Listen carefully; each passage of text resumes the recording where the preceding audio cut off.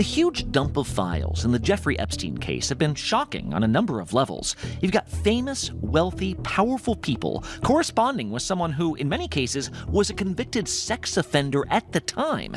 In some of these emails, Epstein, who is known to have trafficked women and girls, invites friends to get-togethers with partygoers who he makes clear are many years their junior.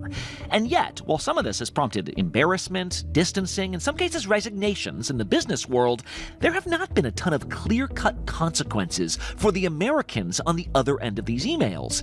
In the UK, though, it is quickly becoming a different story. In fact, there is a non-zero chance this could threaten a royal family and a prime minister's political power. ABC's chief international correspondent James Longman joins us from London. James, we talked about sort of the US angle in a lot of these stories, but we're seeing huge impacts in the UK, right? Can you just walk me through it? Absolutely. Every part of the British establishment. You have the head of state, the king, and the head of government, the prime minister, both under pressure for different reasons. Let's start with Andrew, the prince formerly known as. We've now seen this new tranche of Epstein files released, and it looks like that has sped up Andrew's banishment. He has been removed from Royal Lodge, this 30-room mansion he lived on the Windsor estate. We were told this would happen in early 2026, but it does feel, to me at least, that this has been moved forward because of this image which has circulated. It's been on every single newspaper here for days, of Andrew leaning over a young woman who is lying on the floor. Her identity has been redacted, but it feeds into this idea that Andrew was a predator of some description, was working alongside Epstein. The dirt, the stench of scandal, he just cannot escape it. The royal family are hoping that he goes and lives out in the countryside, away from the cameras. He's going to live on the king's private estate in Sandringham, which the palace is very keen to explain to us he is paying for. This is not public money. But look, there's real pressure now on Andrew to testify. The UK Prime Minister calling for him to now testify before Congress. The big question now for Charles, and he was literally asked this question this week, he was heckled. Can Charles force Andrew to do that? This is the only way to make it clear to people that Andrew should not be let off. This is incredibly uncomfortable. Also for Sarah, the former Duchess of York, the ex-wife of Andrew, but they live together at Royal Lodge. She also has some uncomfortable reading in this latest tranche of emails. Specifically, it seems that she's kind of desperately asking Epstein for money. She suggests to him perhaps even that he could give her a job to organize his houses.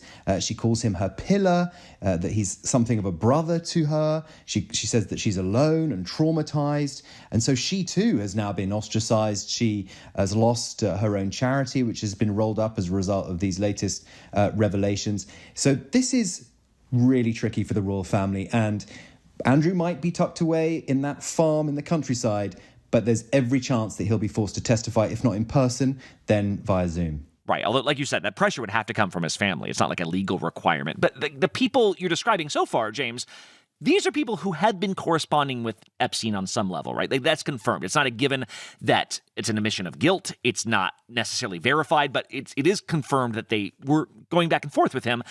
Well, you also have pressure with the Prime Minister of the UK, who is not known to be corresponding with Epstein, and yet he's still having to answer for his actions anyway. Why? Yeah, so we should be clear. Keir Starmer is not alleged to have done any wrongdoing. He hasn't been in touch with Jeffrey Epstein, but he appointed someone called Peter Mandelson to be the British ambassador to the United States. I mean, there is yet more we can do in reducing tariffs and trade barriers so as to open up our markets to each other even more than we're agreeing to do today.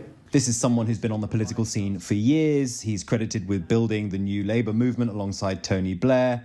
And Keir Starmer made him British ambassador to the US in 2024, thinking that he was the kind of person who was going to be able to do a deal with Donald Trump. Britain very much needs a trade deal with the United States. This guy, this political actor, Peter Mandelson, he was the guy to do it.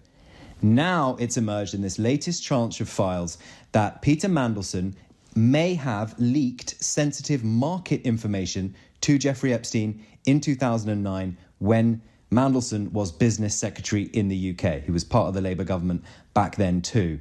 So British police are now investigating that. The idea that you had someone at the top of British politics who was using his position to not only enrich himself, but enrich a person who by that time had already been implicated for sex crimes with minors is political dynamite. Mandelson betrayed our country, our parliament, and my party. So Keir Starmer is being asked to explain what he knew and when before appointing Peter Mandelson. He lied repeatedly to my team when asked about his relationship with Epstein before and during his tenure as ambassador. He's apologised to the victims of Jeffrey Epstein. Mandelson has lost his title in the House of Lords. He's being forced to step back from that. And of course, he's facing these criminal charges.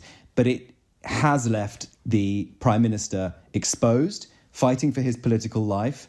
There's not a suggestion he's going to quit today or tomorrow, but he was already very weak, Brad. Wow, but wait, just to be clear, we're talking about actual resignation concerns, not just it could be weekend. Absolutely. Wow. Because his Labour Party, whilst they won a huge majority at the election, have basically been seen to be failing in government. He's gone from scandal to scandal, from U-turn to U-turn. There doesn't seem to be much vision, his critics would say. And the issue that he has is not just that his political opponents believe him to be weak. The issue might be that members of his own party start to ask for him to resign, and then he may not have any way back. It feels to most people watching this that we could be in the death throes of Keir Starmer's political career, and those inside the Labour Party may feel that this Epstein scandal has given them the ammunition they need to get rid of him. All right, James Longman, thank you so much. Thanks a lot, Brad.